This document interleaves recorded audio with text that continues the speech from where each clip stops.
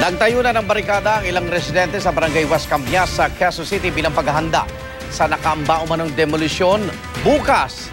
Kasabay ng deadline ng gobyerno sa pag-alis ng lahat ng mga nakatira malapit sa mga daluyan ng tubig. Pero giit ni Quezon City Mayor Herbert Bautista, wala raw siyang alam na nakatakdang pag-iba sa mga bahay sa lugar.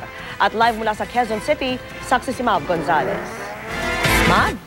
Igan Vicky, nagdaraos nga ngayon ng programa ang mga residente para paghandaan ng inaasahan daw nilang demolisyon dito bukas sa Barangay West Cambias, Quezon City.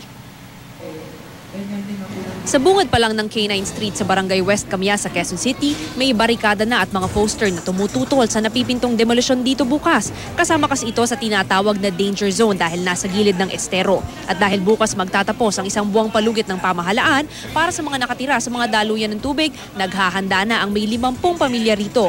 Hindi raw papayag na basta paalisin kaya wala raw nag-alsabalutan sa mga residente.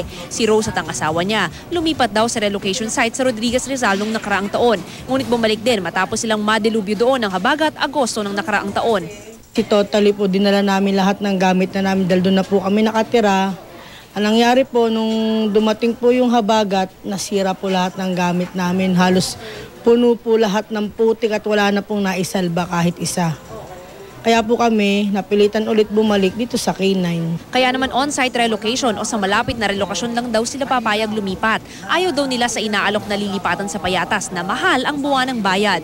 Karamihan ng mga taga rito ay dekada na raw nakatira sa Barangay West Cambias at kwento nga nila, wala pa naman daw silang naranasan na talagang binaha sila o nadelubyo maliban na lang nung bagyong Ondoy na talaga naman daw buong Metro Manila ay nilubog ng baha. Kaya naniniwala silang ligtas sila dito sa lugar na ito. Sa pangaraw nilang pinagtataka, ang dahilan daw kung bakit ipinapagawa itong lugar nila ay dahil magtatayo ng playground. Kung hindi raw ito ligtas, bakit mo lalagyan ng playground? Sa isang text message, iginiit ni Quezon City Mayor Herbert Bautista na wala siyang alam na magaganap na demolisyon sa West Cambias bukas. Pero sabi ng mga taga West Cambias, wala nga raw pong demolisyon na magaganap. Pero may mga ini-issue po na nanggagaling sa City Hall.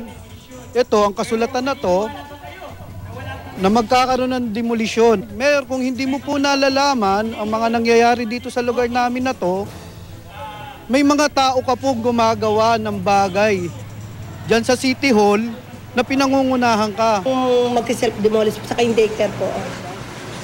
Igan Vicky, tinitiyak naman nga ng mga residente na hindi raw sila makikipagsakitan sakaling matuloy ang demolisyon bukas. At live mula dito sa Barangay West Cambias, ako si Mav Gonzalez, ang inyong saksi.